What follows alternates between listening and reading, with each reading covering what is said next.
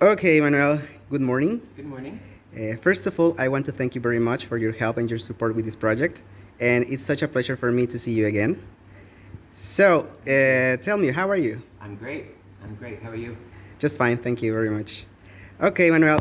Well, as you know, my name is Jose, and I am a doctor. I work as a medical physician here in Mérida, Yucatan, in the private practice. But also, I am a student, and I am currently studying this public health specialization.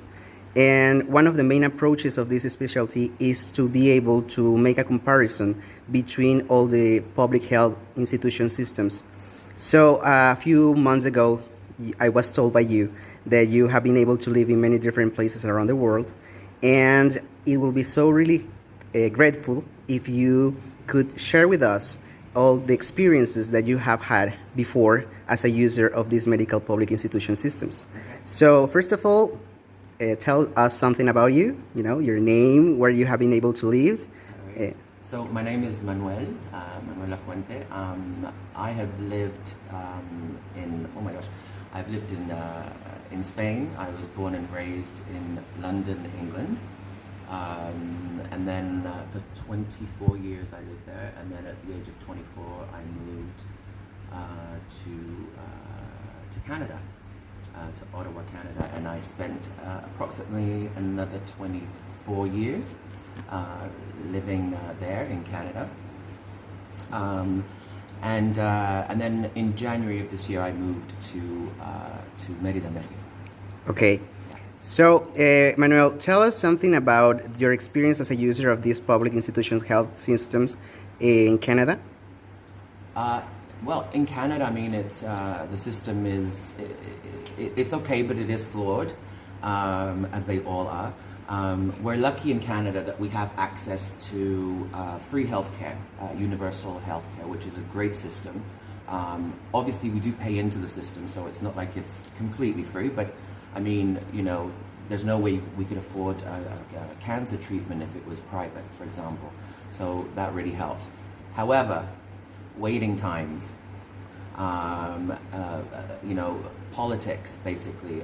For example, I would go in to see my doctor for an appointment, and I would tell her, this is an example, my knee hurts.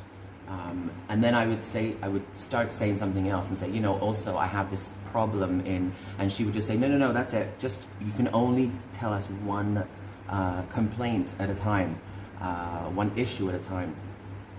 So I kind of looked at her and I thought, well, that's really strange. And she said, we've only got 10 minutes per client or per patient. So I just thought, I mean, as a patient, my idea was, well, how are you supposed to know what's wrong with me if I have 5 symptoms and you only let me talk about one?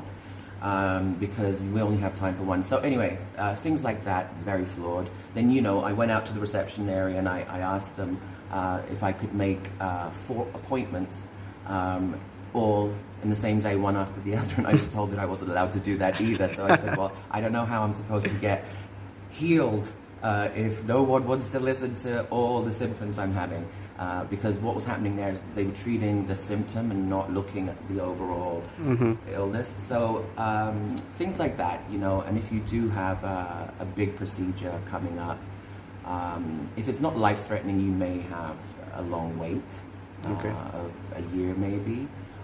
If it's life-threatening, obviously, you become priority and they get you in. Okay. And what about the United Kingdom system? Okay, so United Kingdom, obviously that was a long time ago, so I don't know what it's like at this moment. But when I was living there, it was, again, universal healthcare. I found the British system better than the Canadian. Okay. In many ways. I also find that the British system welcomes foreign doctors with arms wide open. And they accept the fact that they've studied in other countries, and but they still accept them and give them work. In like, for example, in Canada, that doesn't happen. You have to, even if you're a doctor, you have to go and study again and go through the Canadian system, which is really not fair. When a country is desperate for doctors and they put so many hard restrictions on very talented doctors, that frightens me as a patient. Okay, very good. Okay, Manuel. So the main reason why we're here is because we need to focus on another country, and this is Cuba. Yeah. Also, a few weeks ago, we were discussing something about Cuba, and that's the main reason why I asked you for your help. So, could you tell me something about Cuba? I mean, your experience when you went there, and what happened there. How did you feel about being a patient or to be sharing something with a patient in Cuba? Okay, so my experience with Cuba is, my personal experience is limited, although I do have experience. But you know, my husband was living in Cuba. He was from Havana, and he lived there.